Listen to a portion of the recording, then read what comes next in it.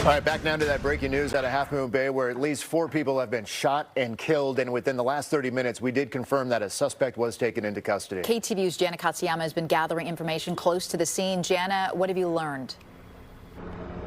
Well, first of all, let me tell you that the sheriff is expected to do a news conference in about half an hour over at the substation. And I'm going to get out of the way so you can see this scene. I just spoke to one of the deputies here. They said there are 2 different crime scenes. This is one of them. We are at 501 San Mateo Road. This is near the Spanish Town shops. And you can see that there was just a vehicle that came in with floodlights. It looks like they are planning to be here for quite a while. Just in front of them, you see the Forensic Lab Crime Scene Investigations Unit. They were here when we got here, and there are probably a dozen or so San Mateo County Sheriff's vehicles that are here, which are just here at the scene. Now, I'm going to have you take a look at some chopper video that we shot earlier today so you get the big picture here. We understand there might be as many as 3 different people who were shot here, possibly at a house. We are told by San Mateo County Supervisor David Canepa that he understands this could be a marijuana grow location out here. The other location, I was told by the sheriff's deputies, was Rice Trucking. Now, just a short while ago, one of our colleagues, Zach Sauce, a reporter, got some video of a person turning themselves in. We do understand the suspect turned himself in. Here's some video that we got of that. That was at one of the substations here in Half Moon Bay. We have not been told what the identity is of the suspect or any details. We are hoping to get that when the sheriff has this news conference, we are told, in about a half an hour. Now, if you look back at some of the scene video that we got when this first happened earlier in the day, the sheriff's deputies say that this happened very quickly. They were getting calls in about these gunshots.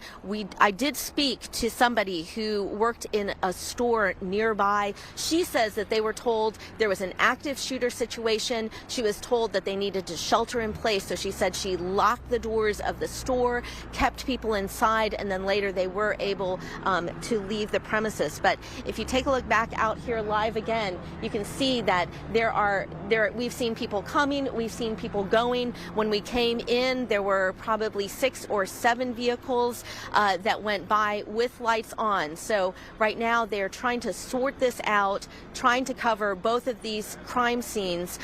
We are here. We also have another crew out by the substation, and so we will be monitoring this and bring you the information. But, you know, frankly, when we talk to some of the people here, they are still trying to piece things together because this happened so quickly and because it happened at 2 different locations. So we'll be out here on the scene, bringing you those details directly from the sheriff as soon as we get them. All right, Jana, is there any word on who are the victims? We know at least 4 people have been shot and killed. Do we know if any people were injured? And do we know anything at all about who these people were? You know, I've been asking some of the community members around. You know, there's been obviously a lot of people in the community who are wondering and worried. No confirmations yet at this time, Julie, but we are hoping to get maybe more of that information within the hour. And Jenna, you mentioned the one person who turned himself in to the sheriff's department. That's it from what we know, right? There's not a second shooter out there. It's just the one person they were looking for who turned himself in. We have not been able to get any confirmation as to whether this person acted alone. You did see in that video that person being led inside by multiple deputies. So it sounds as though he gave himself up peacefully. They say that was a suspect.